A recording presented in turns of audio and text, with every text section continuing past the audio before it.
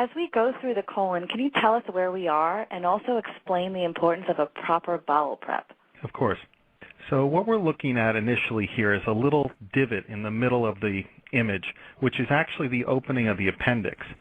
And the scope is being pushed into the valve known as the ileocecal valve. And this is the opening into the small intestine. In fact, what you're looking at now are actually the villi, or finger-like projections, that absorb nutrients from the small intestine. This small intestine is known as the terminal ileum, or the last part of the ileum, which then connects into the colon.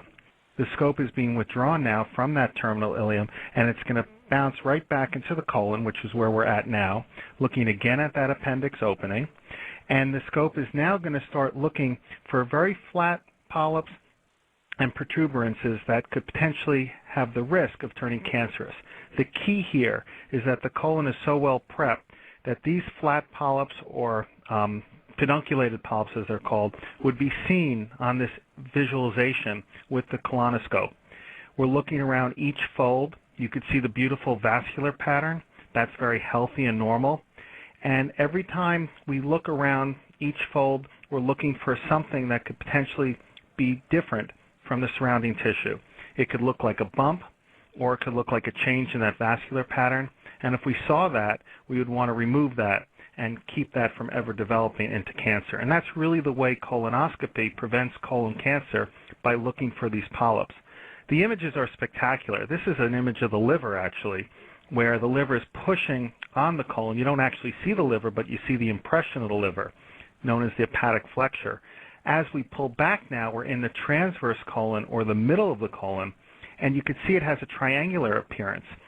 There's no cartilage or bone or anything in the colon. This is all being kept open by air that we're putting in through the colonoscope, and the triangular shape is actually just muscle that is holding it like that. It's really very floppy and very malleable, and it allows the scope to really move it about as it looks around. This is a very healthy colon, and again, you can see how clean it is.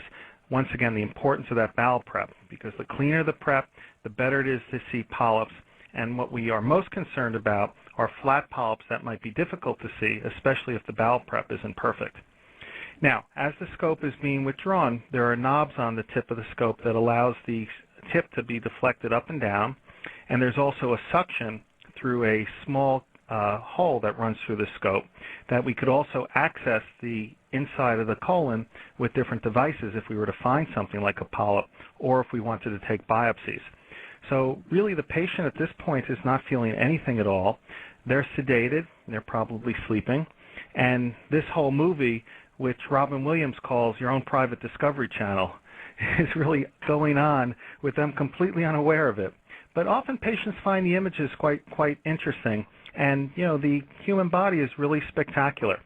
We're at the bottom of the colon now, known as the sigmoid colon. You can see how the colon tends to close down very easily as the scope gets withdrawn, and this is the way the body maintains continence. It's not a straight shot. The sigmoid colon, almost by the name of it, is a shape of an S, and that shape keeps people continent so that stuff doesn't come rushing out. And here you could see, as this video is coming to a close, that we're coming towards the very bottom of the colon.